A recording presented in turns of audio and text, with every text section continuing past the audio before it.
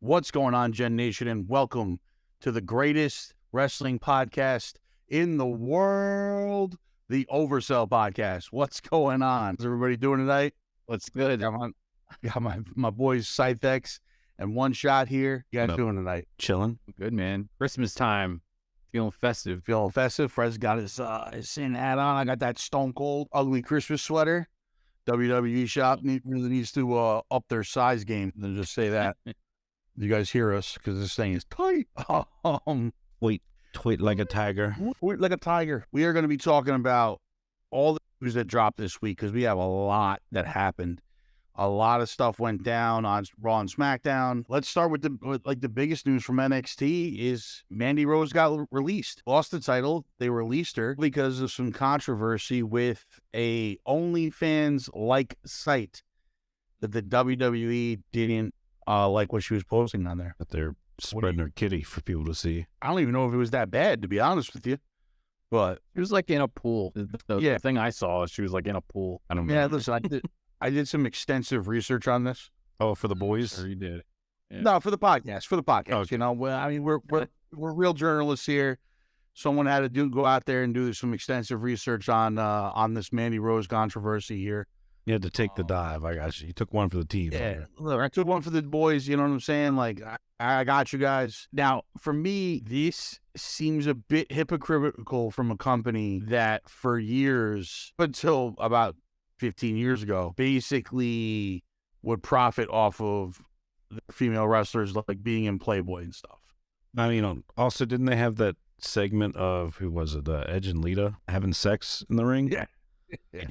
I mean, I understand that we're not in those days anymore, and like female wrestling is definitely taking a turn for the better, in my opinion, because we're getting some of the best female wrestlers on the planet now, and they're able to go out and really show off what they can do. And there's some of the best draws on the card a lot of times. Like Becky Charlotte match is sometimes more exciting than anything the guys are doing. So I get that aspect of it, but it's like sometimes I feel like the WWE needs to let their people kind of make money some other ways also, you know? Let them have a private life.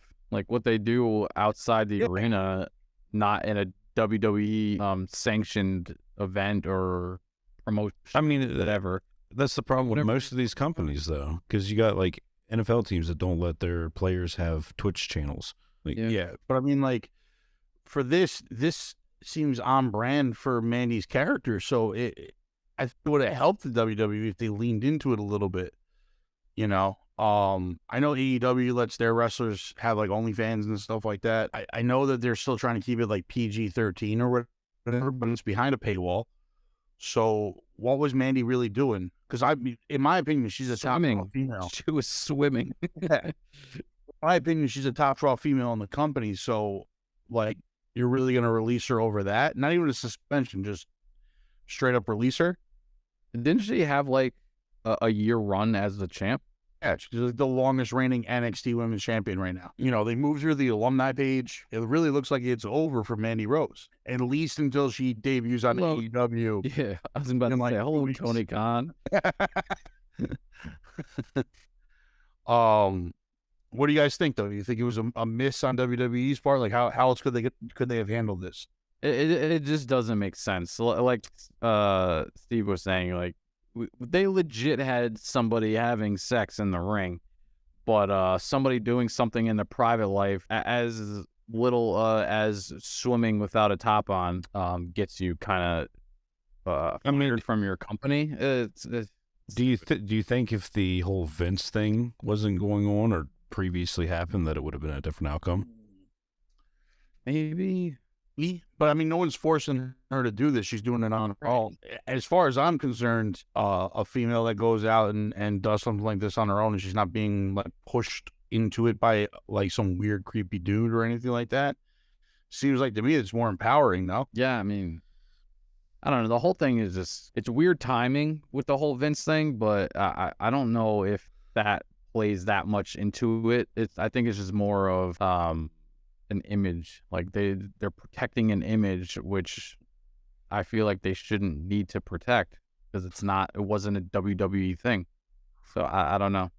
Well, I mean, like, listen, there's kayfabe, right? Like, you gotta be able to protect your gimmick or your character outside of the ring. Also, that's what the Undertaker did for 50 years that he was in the business or whatever. So I understand that aspect of it, but something like this kind of plays into her character and gimmick anyway. So Right. I don't like they could have used that to kind of push it a little further or whatever. I don't know. Yeah, I heard it's a big loss. her and her team. I mean, I wonder what happens to her team now, but her and her squad was they were like ready to make the jump back to the main roster. I mean, I think Toxic Attraction still stays together as a tag team. Like, I don't see why we'll break them up. You know what I mean? Like, they could still stay together as a good tag team or whatever. Gigi Dolan's really over with the crowd anyway, so I see her maybe breaking out at some point on a singles run. But for the most part, I don't think that they're gonna go anywhere. I don't know. It's unfortunate because it's a big loss, but I mean, she'll sign a contract to AEW, thrive, and then at some point she'll be back in WWE. It just seems to be like a revolving door with everyone. I mean, maybe back and forth. Maybe. On similar news, I did just see a report that Sasha, her embargo is up January 1st, so she can start wrestling. She don't want to do anything with the WWE. No. So, but there's big rumors that she's going to New Japan. Huge rumors that she's going to New Japan. Now they have the deal with AEW. Does she wind up in AEW instead? I don't know. But Sasha, you just lost Sasha and Mandy Rose, and you don't really have any female wrestlers that are coming up through the ranks that are going to be able to fill those type of spots. Like Roxanne, taking the belt off of Mandy, she's not going to be a big draw. Or maybe Cora Jade at some point, but she's so new, and I don't know. I just think they're losing more talent. Do you think Sasha is that big of a loss though? Yes. I feel like not a lot of people liked wrestling with her. They felt she was unsafe. I don't think that at all. I feel like I read that somewhere, not recent, but a little while ago. No, I never heard anything about her being unsafe. She was like a wildcat in the ring, and it was just like her what's the name? She was the reason Paige got hurt. She would just botch moves and shit all the time. Yeah, but compared to what's going on now, like what we saw at wargames with Dakota Kai and Io Sky, they're botching moves more than Sasha ever did. All the Ronda botches more moves than anybody. I know. Ronda's the most unsafe person in the ring by far. Yeah, 100%. I don't know if people didn't like working with Sasha, but I know Bayley, Charlotte, and Becky love working with Sasha, and they're the top of the heap right now. So, you add in Alexa like working with Sasha, so did Liv Morgan. So, right there, that's your top echelon of female wrestlers. I mean, I don't think she worked with Bianca Belair that often, but losing Sasha, I think, is a big, big hit to them. It's a big draw for them, She's going to be a huge draw anywhere else. So, I don't know if they can afford to lose female wrestlers like that, especially because they don't have anybody the wings ready to jump up to that next level that these chicks were at. So, well, if she goes to New Japan, Paige or Saraya, however you want to call her, is probably happy about it. She probably never wants to wrestle against Sasha ever again. So moving on, let's go to the Bray Wyatt news here. So Bray's been having the feud with LA Knight, not the guy that I wanted him to come back and have a feud with, but it seems to be working. Bray's awesome on the mic still. He debuted on SmackDown, Uncle Howdy, not on a video. He came out through the door, I have person sitting there and all this get up and his Uncle Howdy get up, and Bray's in the ring. LA Knight got freaked out, ran away, whatever was happening. Who do we think is Uncle Howdy? What's your guys' predictions on who Uncle Howdy could be? No idea. Yeah. Bray Wyatt is so interesting with the people that he rolls with. I don't know who it could be. I can't think of anyone on the main roster that I can see wanting or willing to do that. I don't know. Anybody on the main roster, I think they're bringing in somebody new. Somebody returning. Returning. I personally coming back. I think it's Bo Dallas. Bo Dallas? I think it's Bo Dallas. Why? It's his real life brother. Yeah, but I wouldn't be excited about that. I mean, I'm excited about it if he's Uncle Howdy and he gets to do stuff like he was doing with like Bray's doing. I mean, is Bo tall or short though? I mean, he's mid as far as that's concerned. Because that one that came out looked kind of short. Yeah, but he looked about the height of Bo Dallas. I look short in comparison. Like, this is one of those things where, like, you see Billy Gunn in the ring next to, like, The Undertaker and Kane, he looks short. Meanwhile, he's gigantic. Like, you know what I mean? Like, I met him in an airport. He's like 6'4".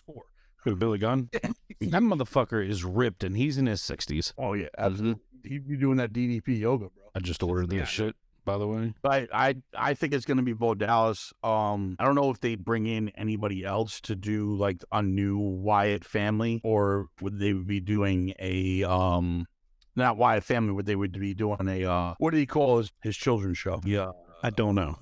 Firefly Funhouse. Woo! So maybe it's a new Firefly Funhouse group by Uncle Howdy. The thing Alexa was with. Well, she took on the Sister Abigail persona, and it seems, now that you bring that up, that we had a little incident on Raw where Alexa and Bianca are staring off face to face, and Bianca goes to give her the handshake. Alexa goes to take the handshake, goes in for a hug instead. And when she goes in for a hug, she goes to give her the Sister Abigail, because right on the Titantron behind Bianca flashed the Death Moth. It flashed. Alexa did a great job. Her whole facial structure changed, like her facial expression changed. She put her in the move, getting ready to do it, and snapped out of it and gave her the whole, like, oh, sorry. So are we getting return of That would be amazing. the Dark Alexa? That would be amazing. Alexa, she's always fun to watch. She's just a good competitor, and her storylines always end up being good. Her promos are good. It's just, I don't know. I think it would be dope. I mean, like, listen, putting her with Bray, putting on this dark persona again, having the Death Moth flash, and, like, she changes. They've been running with this for a little while now, ever since right before War Games. I think it was before that. Even what was the pay-per-view before War Games that we did? I don't remember. Crown Jewel. Was it Crown Jewel? They did it there too. So it seems as though we're getting the Dark Alexa again. I mean, listen, I like her as a face, but she's way better as a heel. Yeah, 100%. When she was the champ, she was a heel, and it was like the best. Yeah, absolutely.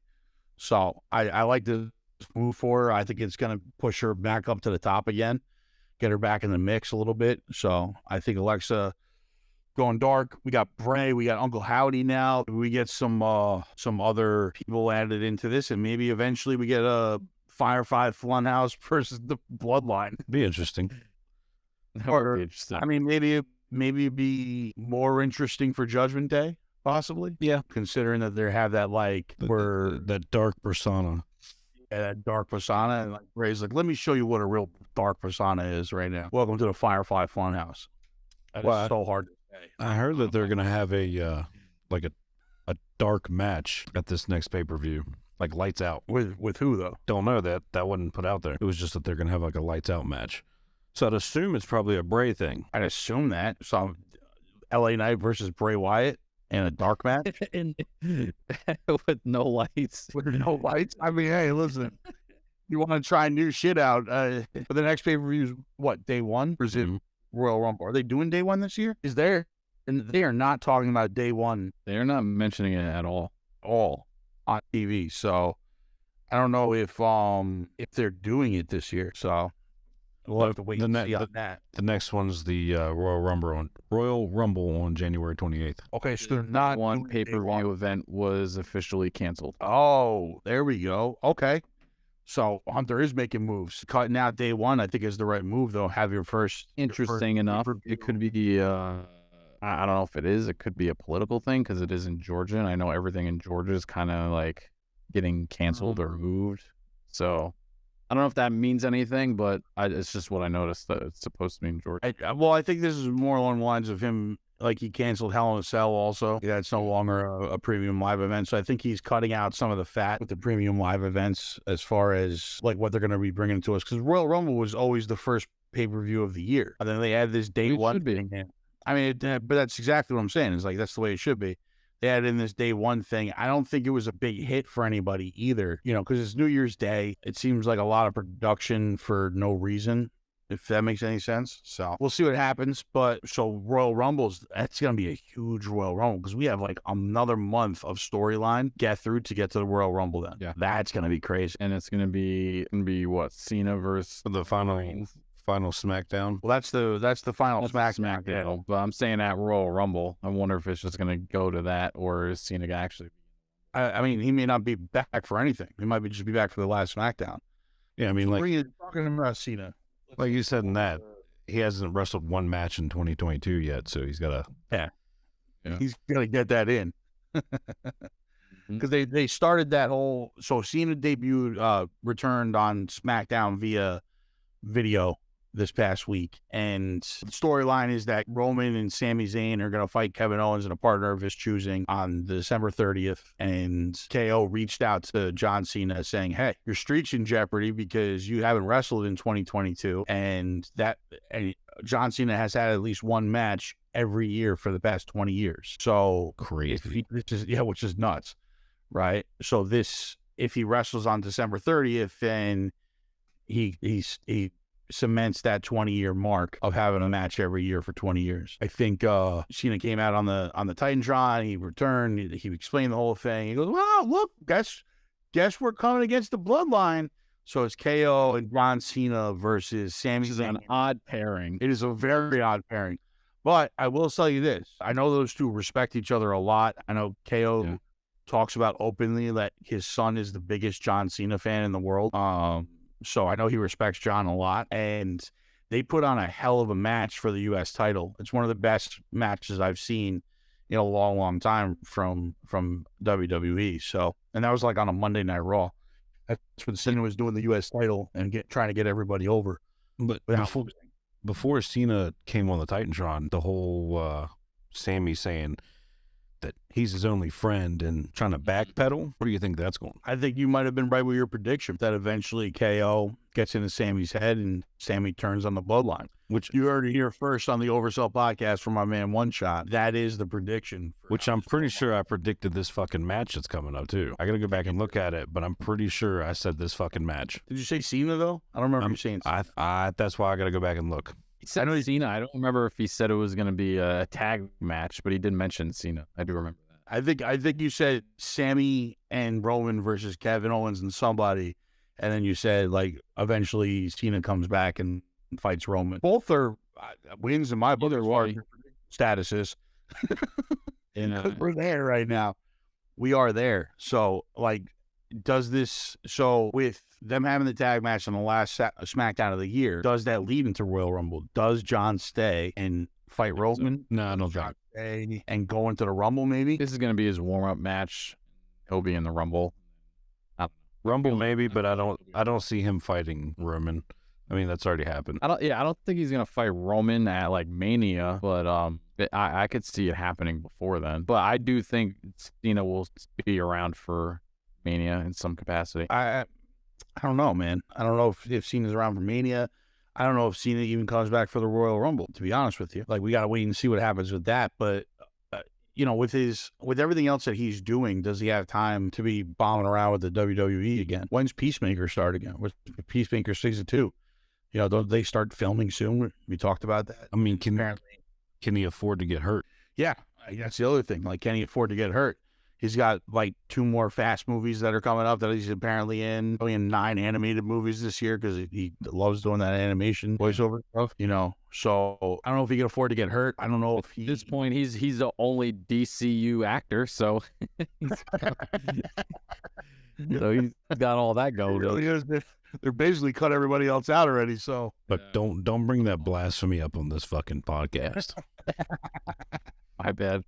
It involves Cena, so I had to. So now if he's in the Rumble, do we think he wins the Rumble? No, I don't think so. All right, so who's y'all's like pick for right now? If they Rumble. If they're gonna use him, they're gonna use Cena to put over Theory. As much as I fucking hate that, I think they'd use Cena. I think they'd use Cena to put over Theory. They're kind of using Seth to do that right now. Well, I think with Cody coming back, they're going to transition back to the Cody and Seth feud. I was actually that's funny you brought that up because that was actually gonna be my little wild card thrown at you guys. Who do you think Cody was gonna go after on his return? Because his return is right around the corner. at this Yeah, point. and Seth's talking shit about it. When he talks to Theory, like ask Cody Rhodes what happens when you fuck with me. Right. I think And Seth Cody comes is back. being a baby face right now, so I could see the American Nightmare coming back as heel and going after. And I can see them using Theory in this ruthless aggression type Theory going at Cena for full circle. Yeah, I mean, I could see that. Personally, I think Cody's coming back to win the Rumble and face Roman at WrestleMania. You know what I think's gonna I happen? don't think so. I think KO is gonna lose to Roman at the Royal Rumble. They're gonna have a match. If he's gonna lose, and he's gonna insert himself into the Royal Rumble, win it, and then go after him for WrestleMania. And then it's going to end up with Sami Zayn, like... Yeah, but do you think yeah, it's because of Sami? in the way. Sammy's going to betray him. Sammy's going to betray him somehow. Yeah, Wrong. at Mania, he'll do it, but not at the Rumble. So you think, but do you think Sami helps Roman beat KO at the Rumble? Oh, probably. Unless they make it some weird rule where the bloodline can't come and help or stay by the ring. Happening anytime soon. Yeah, I mean, they end up doing it every time there's like a faction involved. The biggest match is always like, oh, you guys can't come, stay in the back, or they start the match there and then the ref throws them out. See, I think the dark horse in this whole bloodline thing is Solo. I think Solo is going to be the one that ends up turning on Roman. Like trying to go for the head of the table. I think he tries to go for the head of the table. You don't. I think Sammy's a red herring. I think they're pushing Sami in this role.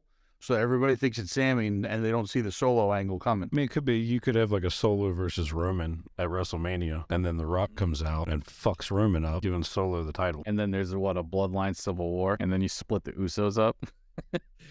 Happen, I guess. It could happen. I'm not sure. I mean, we know that there's two other members of the family. One of them is in the PC now, right? Yeah. What was his name? Umaga's son. What the fuck is his name? I don't know. What? Interesting. The bloodline is one of the factions that don't have a female, right? You can have what's the name? The Rock's daughter. She's in the PC also, right? Yeah. She's training right now, and when she's ready, I can see her being inserted into the bloodline, or whenever the Rock gets involved with it coming through. Yeah, but she might not be ready for a few years. Like, how long do we keep the bloodline going? You know what I mean? Like, I'd agree if she was like ready right now, I could definitely see that happening. But I think timing wise, I don't know if I think the bloodline's done after next year. Yeah, see, like I kind of think the same thing. Yeah, I'm hoping it's not this WrestleMania; it's the following WrestleMania. I think after this WrestleMania, I think it's done. Because it's been going on for what, 3 years now? It's been going around. It's been going on for a while, but like I feel like it's never been as popular as it is now, and they're gonna milk it. Yeah, I mean, I could definitely see them milking it. I don't know if it's got the legs to go for a whole another 2 years on this, because eventually, like, he's got both titles fucked up. Eventually, you have to split that, and he can keep one, but you gotta open up one of these other titles for something, because and the tag titles too. You gotta split them up. Yeah, that too. Like the losers are holding up the tag titles also. Like right now, the entire tag division has been nullified because of the Usos. What I want to see before the bloodline is disbanded or whatever happens to them, right? I want to see Usos have their titles. I want to see Roman have his titles. I want to see Sami with the U.S. title or Intercontinental, and Solo with the U.S. or Intercontinental, and then they all come out and just raise the titles up in the entrance. I want to see that picture at least once. I think that would. I agree with you. I think that would be dope if they went that route. They'd have to find a female at that point to come in and win the female titles too. Is it Nia Jax? Isn't she family too? Yeah, but I don't think she's ever coming back to the WWE. Nah. Like, you talk about unsafe workers. Like, she was the most unsafe. People hated working with her. And she never got over. Like, the fans couldn't stand her. I don't think that she would be an interesting Royal Rumble entrant, though. I'll tell you that much. I mean, that's true. We didn't talk about the female Royal Rumble at all. Like, do we think any? See, like, Mandy was my choice for the surprise entrance into the Royal Rumble here, but apparently that's not happening. Yeah, like, that's not going to happen. Fire you and then hire you for the Rumble. All the work. It looks like Sasha's not coming back for the Rumble either. Trish Stratus. Besides, like, legends, you know what I mean? Because they're obviously going to try it out Trish or Molly Holly or Tori or any of these chicks. to return back for the Rumble. They kind of have to. Stacy With the female Keebler. one be. That's Keebler. But I'm talking about like someone that can actually like show up, change the actual division around. The only thing I can think, I don't have a person in mind, but the only thing I can think of is like an expiring contract from AEW. Who's the top in AEW who's not renewing? That would be worthy of coming over. See, that's the thing is I don't know their contracts that well. Well, if there was somebody from AEW, like who do you think would be able to make the jump? Baker, Maybe or Rosa, Thunder Rosa, Thunder. I thought you said.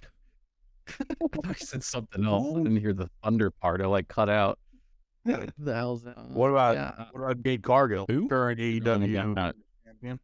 Your mic cut out. I couldn't hear you. I'm sorry. I said Jade Cargill. I have no clue who that is. Jade? Yeah, I don't know their names too well in AEW. I gotta like look at the faces. Jade Cargill is a absolute monster. She's like 6 foot jack. She's like a ex bodybuilder. See her and Bianca going up against each other. Oh yeah, I know her. Then and then you have Hater. Yeah. So I don't know. Like with the female Royal Rumble, I agree. Like they're obviously going to bring back some legends. Probably Lita and Trish, Molly Holly. They always seem to be big draws, but they have to kind of do that to fill the roster out because are there 30 females right now in WWE that they could bring up and throw into the Rumble? I don't think they have that many. Yeah, I don't know. But the last couple like female Royal Rumbles were very like legend heavy. It was, and not like good legends. It was they have to make up for what they can. You know what I mean? I don't know. We'll have to wait and see what happens. Tell us what you guys predict for the Royal Rumble. Let us know what your thoughts are on the Bray Wyatt situation, the thoughts on the bloodline coming together. Let us know in the comments. This is the Oversell podcast. Make sure you guys like, follow, and subscribe. Everything on GGEN. We've got podcasts coming out all the time. Multiversal podcast. Fred, you're taking a hiatus until January, right? January 7th? Yeah, January 7th. Little holiday break. But last episode is dropping on YouTube tomorrow morning. Actually, dropped tonight, actually. My apologies. Fantastic. We get the Theater Room podcast. We get the Key List. New episode for that's going to be dropping in a couple weeks. Various other videos from all of us. A bunch of reactions from all of us. A bunch of us have been gaming. We're throwing up gaming streams and everything like that. Make sure you follow our Twitch. Follow us on TikTok. Follow us on YouTube. Make sure you have your notifications on. So this way you know every time that we have a new video coming out, which at this point is pretty much daily. Yup. Content all the time. Content all the time, baby. We're out of here. Thank you guys for listening. Oversell podcast. Deuces. Happy holidays.